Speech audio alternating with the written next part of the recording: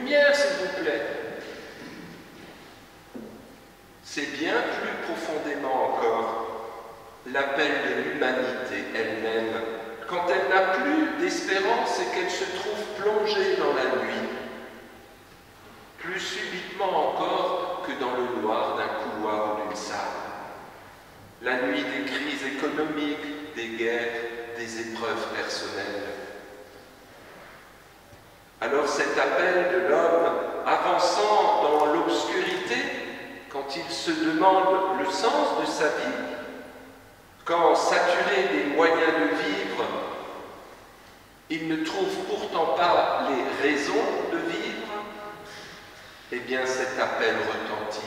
Lumière, s'il vous plaît, pour ma vie.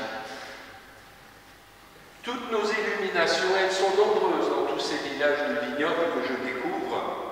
Eh bien, elles disent bien plus qu'un simple décor féerique. Elles sont le signe de cette attente, de ce besoin, de cet appel d'une lumière dans sa vie.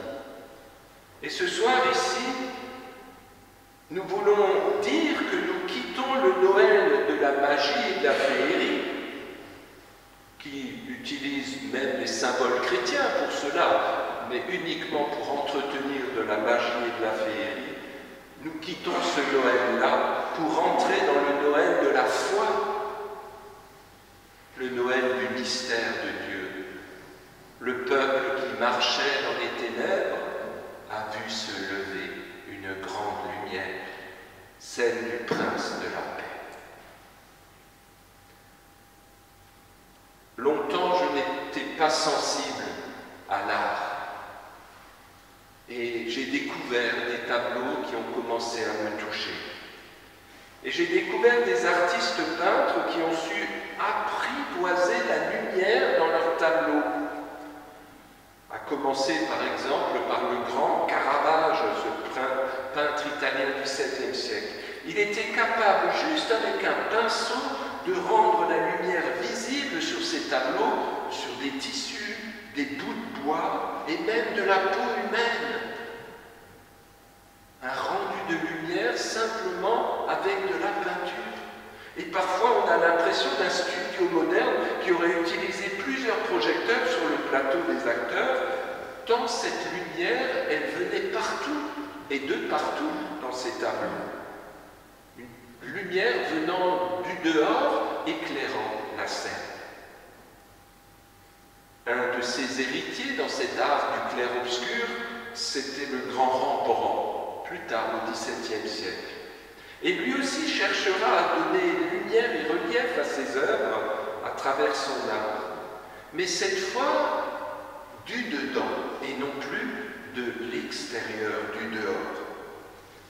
Suite au décès de son épouse, Saskia, qui aurait pu plonger Rembrandt dans une nuit personnelle sans fin, eh bien, il trouvera auprès du Christ lui-même la source de lumière dans sa vie qu'il arrivera à reproduire dans ses tableaux. Et c'est le Christ qui, dans ses tableaux, deviendra la source de la lumière, éclairant tout l'entourage humain ou matériel. Il arrivera à reproduire cette lumière du dedans émanant du Christ. Et cette épreuve personnelle le poussera à devenir ainsi un lecteur assidu de l'Évangile, qui deviendra pour lui dans sa vie une lumière et qui, par ricochet, inspirera son art pour transmettre cette lumière dans ses œuvres. Il fera venir la lumière du cœur de ses tableaux. Un enfant Jésus, devenant lui-même source de lumière sur ceux qui l'entourent, les bergers, Marie, Joseph. Un Jésus ressuscité à Emmaüs, qui devient lumière pour ses disciples et l'entourage dans cette auberge. Il sera capable de cela. Montrer la lumière, non plus de l'extérieur, mais de l'intérieur. Alors cette petite introduction artistique ne nous éloigne pas du mystère de Noël. Oui, on crie « Lumière, s'il vous plaît ». Nous sommes ce peuple qui cherchons une lumière. Et cette annonce prophétique d'Isaïe, tel un Caravage de l'Ancien Testament, eh bien, exprimait ce besoin d'une lumière pour éclairer sa vie. Et cela se réalisera dans la personne de Jésus. Et c'est Saint Jean, tel un Rembrandt, cette fois du Nouveau Testament, qui saura le désigner, ce Jésus, comme la source de la vraie lumière du monde, qui brille dans les ténèbres, et que les ténèbres ne pourront pas arrêter, y compris les ténèbres de la mort. Dans sa résurrection, la lumière du ressuscité a gagné sur la nuit du tombeau et de tous les tombeaux. Là aussi, la lumière ne vient plus de l'extérieur. La lumière est apparue du sein même du tableau de l'histoire humaine, de Jésus, lumière du monde.